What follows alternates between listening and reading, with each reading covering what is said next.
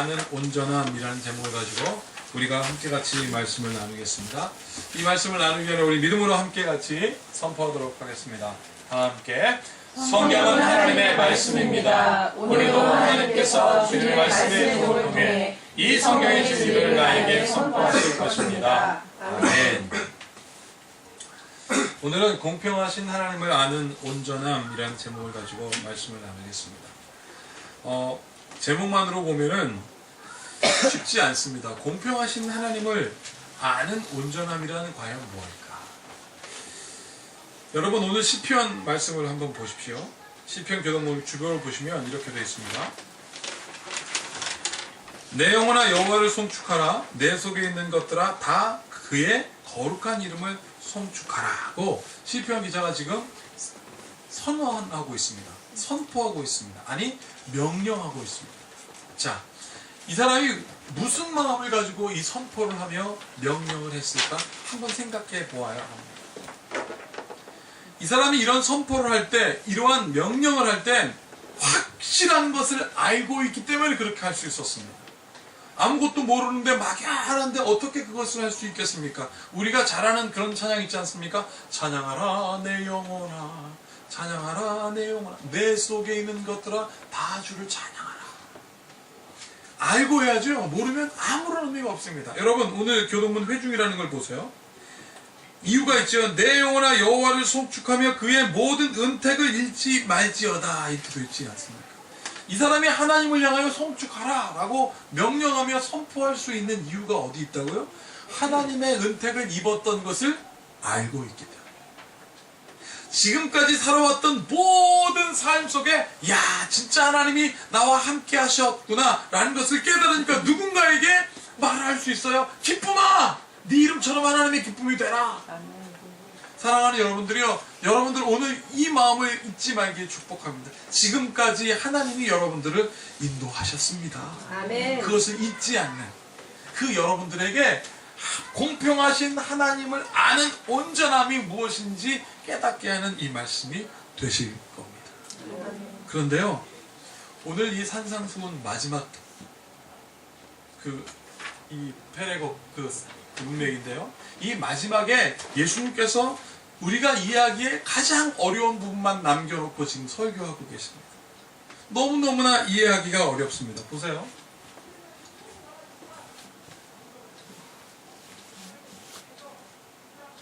자, 보세요. 내 이웃을 사랑하고 내 원수를 미워하여라 하고 말한 것을 너희가 들었다. 여러분 충분히 이해할 수 있지 않습니까? 내 이웃을 사랑하고 내 원수를 미워하는 게 잘못이 아닙니다. 우리는 그렇게 알고 있습니다. 원수를 미워하는 것에 대하여 누군가 어떻게 원수를 미워할 수 있어 라고 누가 얘기하고 수 있어요? 여러분 그런데 예수님께서 뭐라고 말해요? 그러나 나는 너희에게 말한다. 너희 원수를 사랑하고 너희를 박해하는 사람을 위하여 기도하라 라고 예수님께서 말씀하셨습니다. 자, 우리의 생각과 너무 달라요. 내 이웃을 사랑하고 원수를 미워하는 것이 우리의 생각이고 그게 우리의 이치인데, 그러나 내 생각은 다르다? 뭐라고요? 원수를 사랑하고 너희를 박해하는 사람을 위하여 기도하라. 여러분 이 말씀은 도저히 받아들이기가 솔직히 어렵습니다. 그런데 이 43절 위에 40절부터 42절까지 있는 말씀을 나누면 좀 이건 할 수 있을 것 같아요. 40절에 뭐라고 되어 있냐면 너희를 고발하여 누군가 너희의 속옷을 달라고 하면 겉옷까지 주라 이렇게 되어 있습니다. 여러분 우리를 누구를 고발했든 말든 간에 이 뒤에 것만 한번 생각해 보겠습니다. 누군가 우리에게 속옷을 달라고 해요. 왜 갑자기 웃으세요? 아니 가만히 이렇게 딱 입고 있는데 딱 저기가 속옷 달라고 잠깐만. 그게 아니에요. 이 말씀은 누군가 나를 고발하여 우리를 속옷을 달라고 합니다. 그럼 무엇입니까? 벌거벗겨지는 상황이 된다 이거예요. 아니 누군가 고발당해서 저 사람이 내가 지금 이런 상황이 됐는데 속옷 달라고. 여러분 예수님 어떻게 죽으셨습니까? 빨개 벗겨져서 죽으셨어요. 그런 누군가 죄인이 나에게 속옷을 달라고 할 때 여러분 그것이 남자면 좀 다행이야. 여자가 다 벌거벗기면 속옷 달라고 하는데 여러분 어떻게 했습니까? 걷어줘야지요. 이거 할 수 있지 않겠습니까? 그렇죠? 우리 사모님 얼굴이 제일 찌그러졌어. 불쌍해 죽겠죠? 여자가 그렇게 돼 있으면 하물며 여자이건 남자들만 속옷 달라고 하는 사람에게 걷어주는 것 당연합니다. 여러분 41절엔 또 뭐라고 되어 있냐면 누군가 우리에게 오리를 함께 같이 가자고. 오리면 지금으로 환산하면 2km 2km를 함께 같이 가자고 하는데 내가 억지로 10리를 갈 수 있지 않겠느냐. 10리 4km입니다. 누군가 5km 가자는데 아유 살 뺄 겸 4km 못 가겠습니까? 4km 가야죠. 나 살 빠지려고 내가 10km도 뛰는데 누군가 내가 힘들어 죽겠는데 외로워 죽겠는데 억지로지만 같이 가자 그러면 그거 우리가 할 수 있지 않겠습니까? 그래요. 끄덕끄덕합니다. 그런데요 이제부터 우리의 머리를 좀 극적거리는 부분이 나타나기 시작합니다. 42절에 뭐라고 되어 있냐면 누군가 우리에게 달라 그러면 주고, 그죠? 달라 그러는데 그냥 주고, 구워달라고 하면 구워주라 그랬습니다. 여러분 이걸 다른 성경은 어떻게 되냐면 누군가 우리에게 달라 그러면 그냥 거저주고 구워달라고 하면 내치지 말라 그랬습니다. 여러분 우리가 얼마나 많이 내쳤어요. 우리 친구들한테 구워달라고 전화하면 잠깐만 우리가 어저께 갯돈 탔는데 다 썼거든 미안해 다음에 전화해. 얼마나 많이 내쳤습니까? 우리가 지금 이 부분부터는 하기가 참 어렵습니다. 여러분 그런데 이 43절 되기 전에 40절부터 42절까지는 그래도 줄 수도 있고 그래서 우리가 안 꿔준 적이 있습니까? 꿔줄 수도 있어요. 그런데요 40절 바로 위에 39절에 있는 말씀은 도무지 못하겠는 거예요. 뭐냐면 이렇게 되어 있습니다. 너희의 오른뺨을 치거든 뭐라고요? 왼뺨을 대라 그랬어요. 근데 오늘 성경 읽어보십시오. 너희가 왜 오른뺨을 맞는지 이유가 없습니다. 누가 나한테 오른뺨을 치면 내가 왜 맞는지는 알아야 왼뺨을 댈 거 아니겠습니까? 근데 오늘 예수님께서 이게 오른뺨을 딱 치면 왼뺨을 딱 갖다 대라. 뭐 나 약올리라고 그러는 게 아니잖아요. 여러분 누군가 때리면 우리는 어떻게 우리 본능은 어떻게 되냐면 때리면 방어합니다. 방어는커녕 여러분 최선의 방어가 뭡니까? 공격이에요. 나를 한 대 때리면 그냥 엄청나게 공격을 해야 내가 방어를 할 수 있기 때문에 우리가 그렇게 오른뺨 떼면 왼뺨 될 수 없습니다. 원인도 모르는 일에 뺨 맞고 어떻게 우리가 참을 수 있습니까? 그래서 우리가 생각하는 법 만든 게 무엇이냐면 최초의 법, 인간이 생각하는 합리적인 법, 그냥 우리 가정법, 무슨 뭐 동네법, 무슨 뭐 토속법 이렇게 기록되지 않는 법 말고요. 성문화된 그 성문법으로 기록된 첫 번째 법이 바로 함무라비 법전이라는 것입니다. 그 법조문 맨 위에 뭐라고 써있냐면 이에는 이, 눈에는 눈 이렇게 써있어요. 이겁니다 이거. 누가 우리를 깨물으면 나도 깨물어 뜯고 눈으로 잘못하면 우리도 째려봐라 이거예요. 여러분 함무라비 법전을 보세요. 그래야 너 해결되지 않겠느냐. 자 함무라비 법전 제가 보여드리겠습니다. 함무라비 법전 보세요. 제1조 어떤 사람을 살인죄로 고발하고 그 증거를 대지 못하면 고발한 사람을 죽여라. 자, 이게 법조문이에요. 무시무시합니다. 196쪽 보세요. 평민이 귀족의 눈을 쳐서 다치게 하면 평민의 눈도 다치게 해라. 평민이 귀족 눈 다치게 하면 귀족 눈 다치게 하면 평민 그것도 다치게 하라. 근데 보세요. 귀족이 평민의 눈을 다치게 했거나 뼈를 부러뜨리면 그냥 돈으로 갚아라. 귀족이니까. 뒤에 보면 더 황당합니다. 보세요. 218조. 의사가 수술을 하다가 큰 상처를 내거나 환자를 죽게 하면 의사의 손목을 잘라. 이게 손문법이에요. 이게 이래야 우리가 내가 덜 내가 속상하다 이거죠. 229조 보세요. 건축가가 다른 사람의 집을 지었는데 잘못 지어 집이 무너져서 집주인을 죽게 했다고 하면 그 건축가를 죽여야 한다. 마지막 230조 보면 건축가가 집주인의 아들을 죽게 했다면 건축하다가 죽게 했다면 건축가의 아들도 죽여라. 여러분 이러면 인간이 생각한 거죠. 이러면 공평하다라고 생각한 겁니다. 여러분 이것에 대해서 예수님도 언급하셨습니다. 뭐라고 언급하시냐 보세요. 이 위에를 보세요.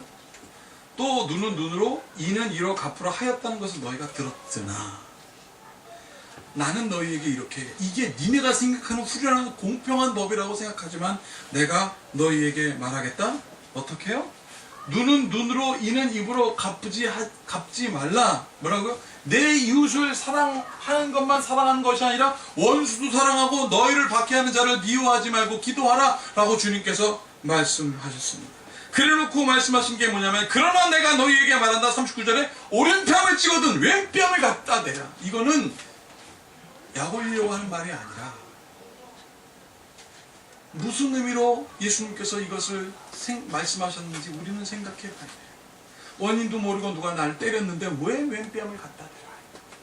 잘 들으십시오 여러분. 이거는 회복의 말씀입니다. 회복의 말씀.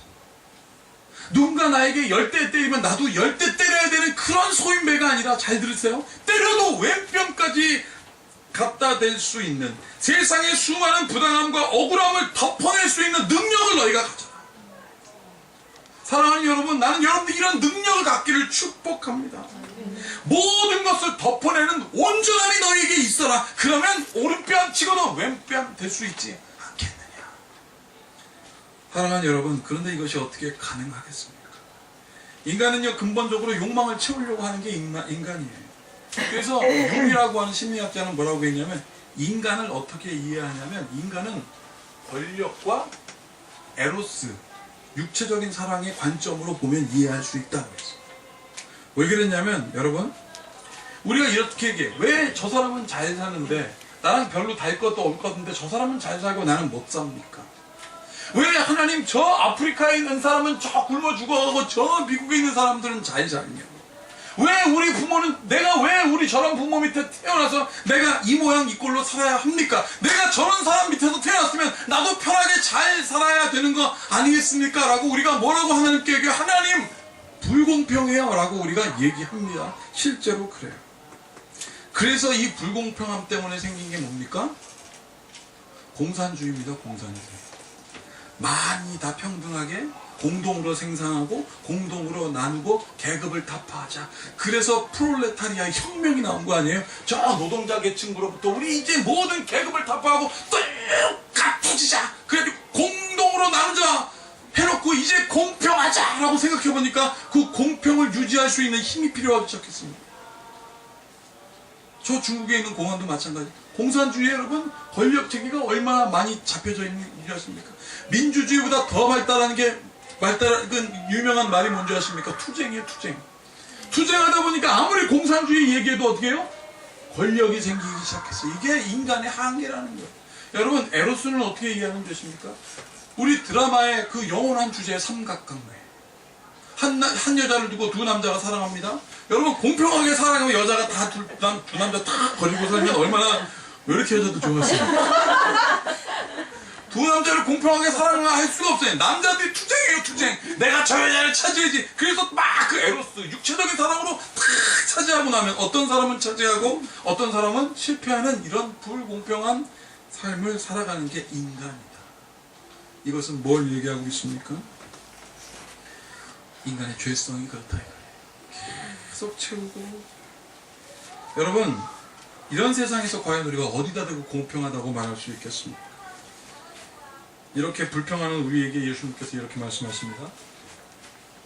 또 내 이웃을 사랑하고 내 원수를 사랑하라 하였다는 것을 너희가 알고 있다. 나는 너희에게 이르노니 원수를 사랑하며 너희를 박해하는 자를 위하여 기도하라.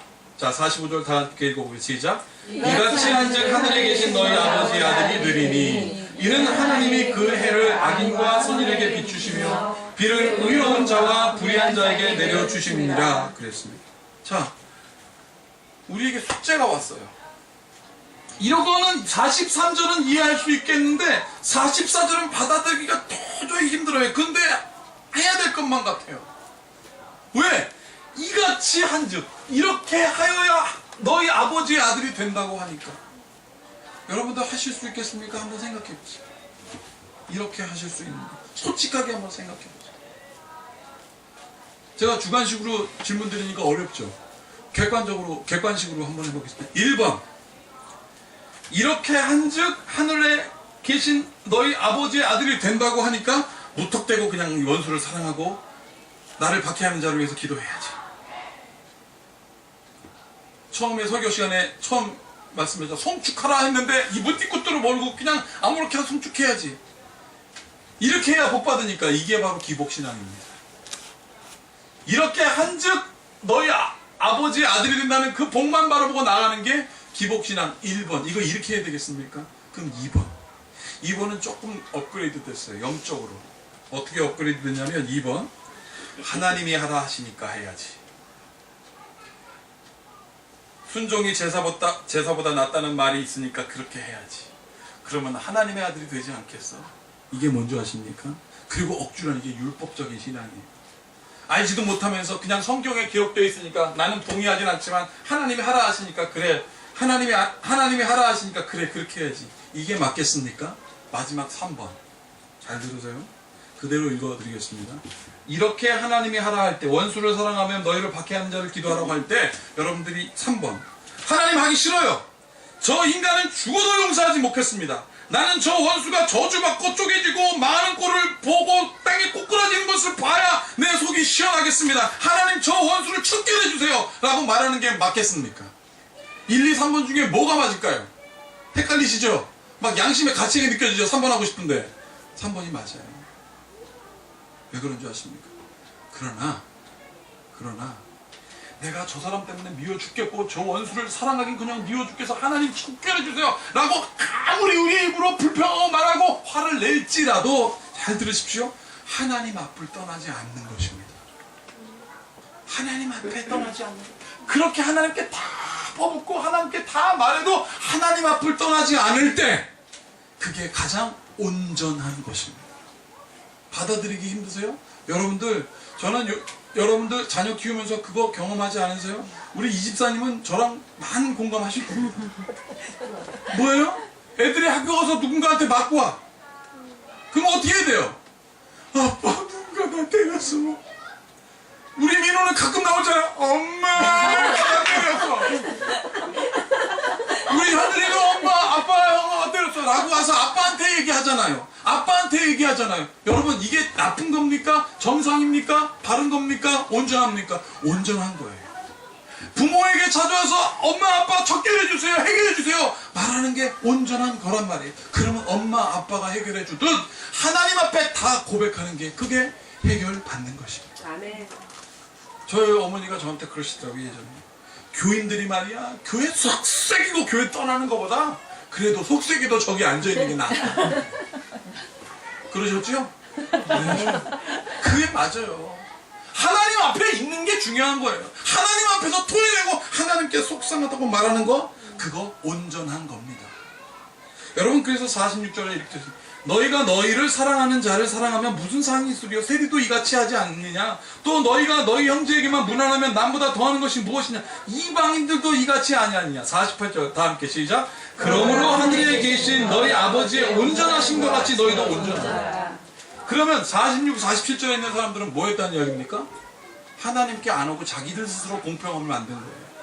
자기들 스스로 함부라비 법정을 만들고 자기들 스스로 율법을 만들고 이렇게 살아가면, 아 그래 이렇게 살아가야지, 너희가 사랑하는 자를 사랑하고 미워하는 자를 미워해야지. 저 세리도 이방인들도 그렇게 했다면 너희는 하나님 앞에 서라고 오늘 주님께서 말씀하고 계십니다. 세상에 애가 학교 가서 왕따를 당하고 학교 가서 쥐어 터지고 그랬는데 내가 왕따 당한다는 얘기를 우리 부모님이 얘기한테 하면 우리 부모님이 날 걱정할 테고, 내가 누구한테 맞았다고 생각하면 엄마가 나 학교 안 보내면 어떡하지, 그렇게 걱정하다가 자살하는 애들이 얼마나 많아요.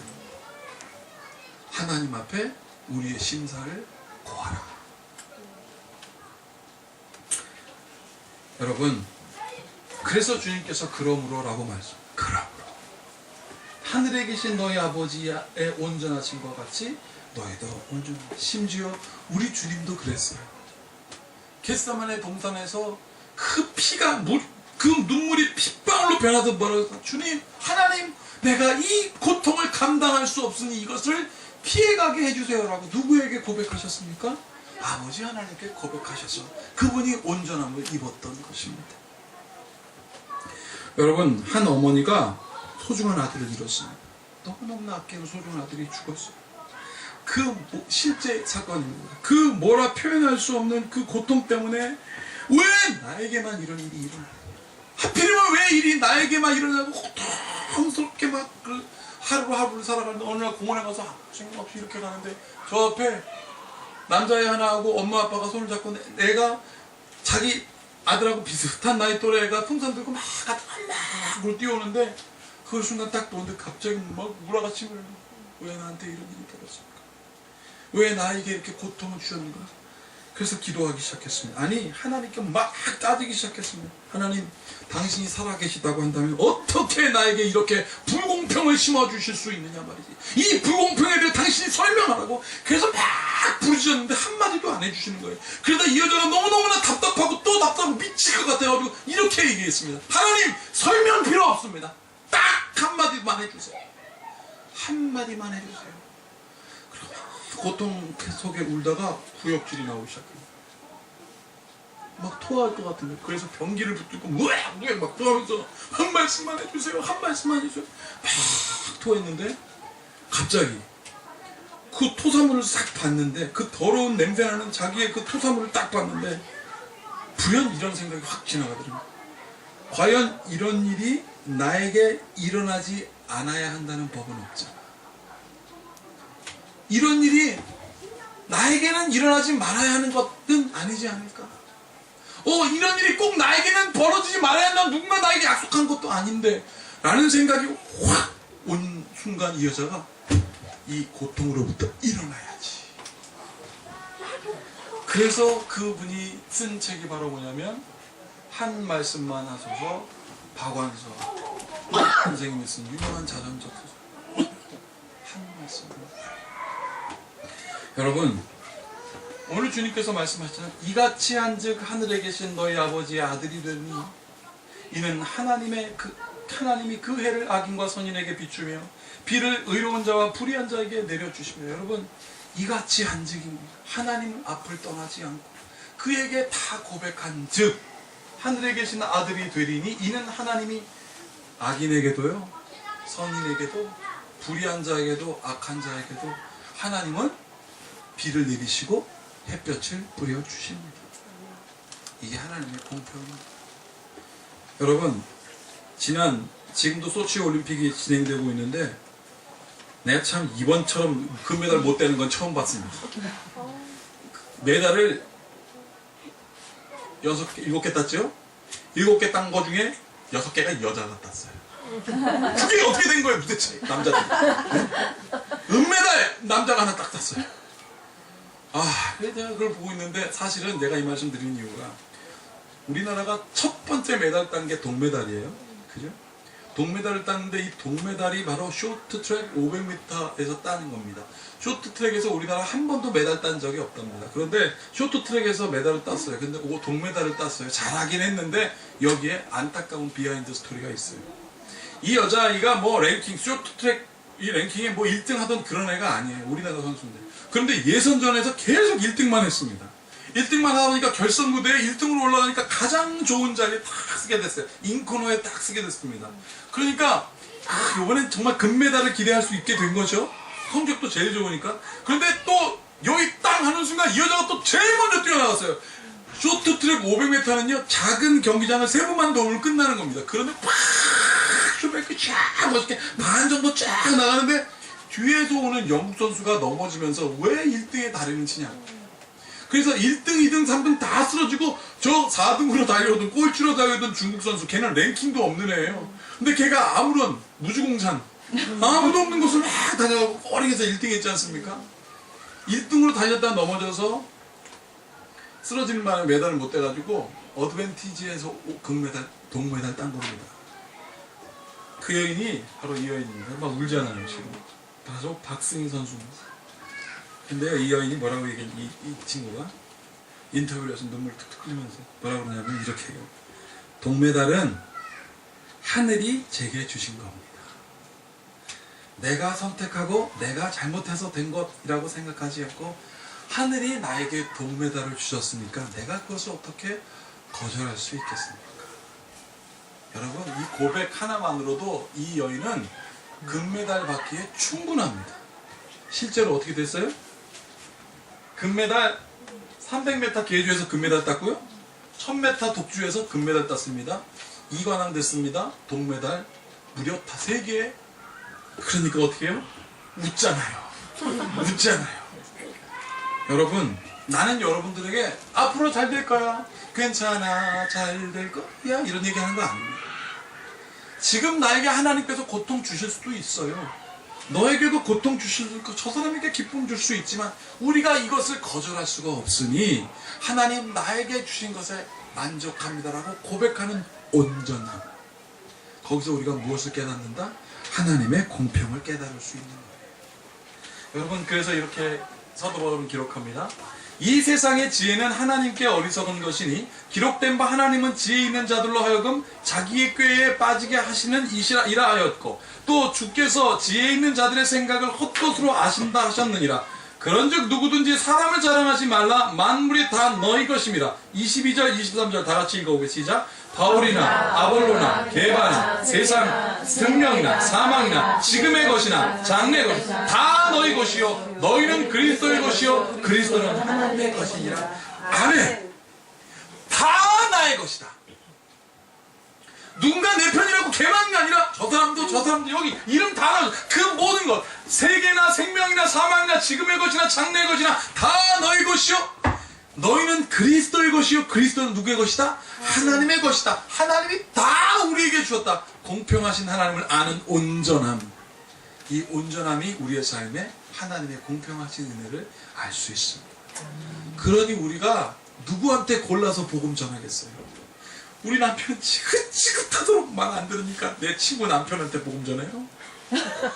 아니에요. 저 원수 같은 거 만나기만 하면 위아래로 복음 전해야죠. 왜 웃으세요? 복음 전하면은 공평하다. 그 은혜를 우리가 알진데 하나님의 은혜가 우리 큰빛교회 성도들에게 공평하게 이 온전함을 깨닫는 여러분들이 있음을 축복합니다. 아멘. 이 모든 지각에 뛰어나신 주님의 평강이 온전함을 깨달아 하나님의 공평한 은혜를 누리고자 하는 여러분들에게 있을지어다. 아멘. 기도하겠습니다. 하나님이 말씀하셨습니다. 세상을 다 창조하시고 충만하여 다스리라. 그러나 우리의 부족함으로 죄를 짓고 다 쫓겨났음에도 불구하고 하나님 공평을 찾아 서로 죽이고 핥히고 욕심에 채워 하나님 살아온 우리에게 다시 주님이 오셔서 말씀하셨습니다. 나는 의인이나 악인이나 그 모든 사람들에게 은혜의 해를 비추노라. 주여, 이 은혜를 깨닫는 온전한 사람이라면 이 공평하신 하나님의 은혜를 받아 복음을 증거해내는 주의 성도들 되게 하여 주시옵소서. 믿음의 주여 또 온전케 하시는 예수님의 이름으로 축복하며 기도하옵나이다. 아멘. 이제 우리 말씀을 기억하시면서 주 하나님 지으신 모든 생애 가사 의미를 생각하고 우리 함께 같이 찬양하도록 하겠습니다.